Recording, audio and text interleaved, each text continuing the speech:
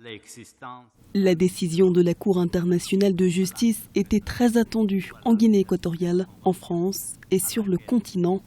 Réuni à La Haye ce mercredi 7 décembre, l'organe judiciaire principal des Nations Unies n'a formulé aucune décision sur l'immunité de Théodorine Nguema Obiang Mangué,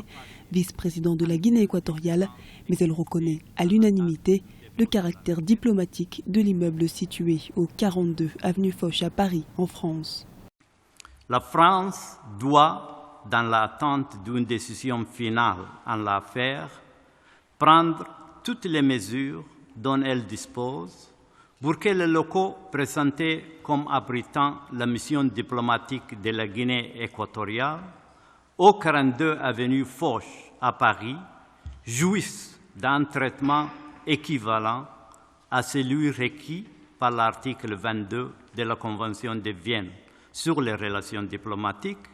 de manière à assurer leur inviolabilité. Selon la requête de la Guinée équatoriale, de multiples échanges ont eu lieu entre le pays du président Teodoro Obiang Nguema Mbazogo et la France au sujet de l'immunité du second vice-président chargé de la défense et de la sécurité de l'État, ainsi qu'au sujet du statut juridique de l'ensemble immobilier mis en cause,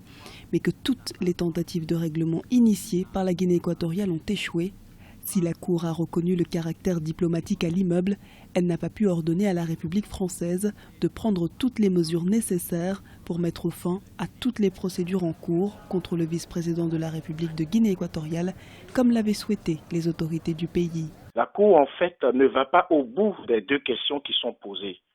Elle fait la distinction entre le statut de M. Nguema en disant qu'elle ne peut pas répondre sur le fait que celui-ci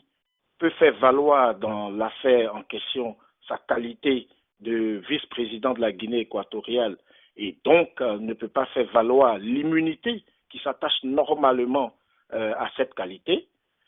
Mais comme il y a eu, comme je le disais, une saisie d'immeubles et que notamment il s'agissait d'un immeuble abritant des locaux diplomatiques, la Cour, elle conclut sur ce point-là que la France a violé les droits de la Guinée équatoriale en saisissant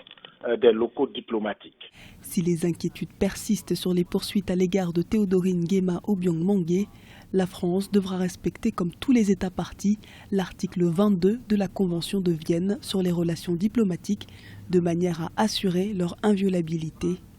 Elle ne peut donc plus procéder à d'autres perquisitions dans cet immeuble, une victoire juridique, mais surtout politique pour le pouvoir central équato-guinéen.